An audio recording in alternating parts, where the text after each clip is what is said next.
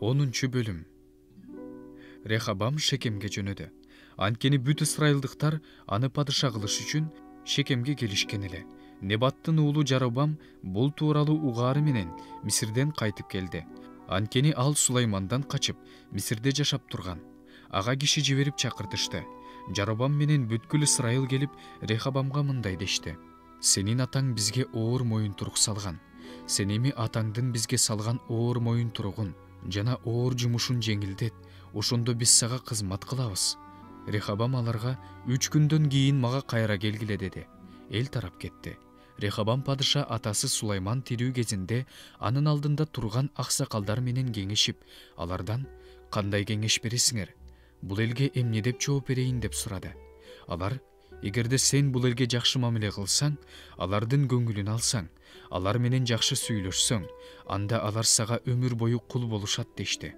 Бирок ал аксакалдар айткан акылды укпай, өзүнүн алдында турган, өзү менен бирге өскөн жаш мырзалар менен кеңешти. Аларга: "Кандай кеңеш бересиңер?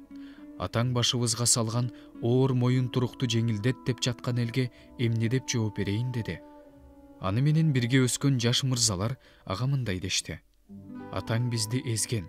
Сен ал моюн турукту жеңилдет деген элге сен: атамдын белинен менин чыпалагым жоонураак, атам силерге оор моюн турук салса, мен аны андан бетер оорлотом. Атам силерди камчы менен сабаса, мен силерди тикенектүү камчы менен жазалайм" деген. Жаробам менен бүт эл Рехабамга 3-күнү күнү келишти. Анткени ал 3 күндөн кийин кайра келгиле деп айткан эле. Ошондо падыша аларга катаал жооп берди. Рехабам падыша аксакалдардын акылын укпай, жаш мырзалардын кеңеши боюнча мындай деди: "Атам силерге оор моюн турук салган, мен аны андан бетер оорлотом. Атам силерди камчы менен жазаласа, мен силерди тикенектүү камчы менен жазалайм." Ошентип, падыша элдин өтүнүчүн укпай койду. Анткени бул Теңирдин шылоолук Акия аркылуу Небаттын уулу Жаробамга айткан сөзү ордунан чыгыш үчүн Кудайдан болгон эле. Падыша алардын сөзүн укпай койгонун көргөн ысрайылдыктардын баары ага: "Дөөттө биздин кандай үлүшүбүз бар? Жышайдын уулунда үлүшүбүз жок. Өз үйүңөргө тарагыла, Ысрайыл. Эми өз урууңду бил" дөөт дешти. Ысрайылдыктар үйлөрүнө тарап кетишти. Рехабам Жүйүт шаарларында турган Ысрайыл уулдарына гана падыша болуп калды. Рехабам Адонурам башчыны салык чогултканы жибергенде, Ысрайыл эли аны таш бараанга алып өлтүрдү.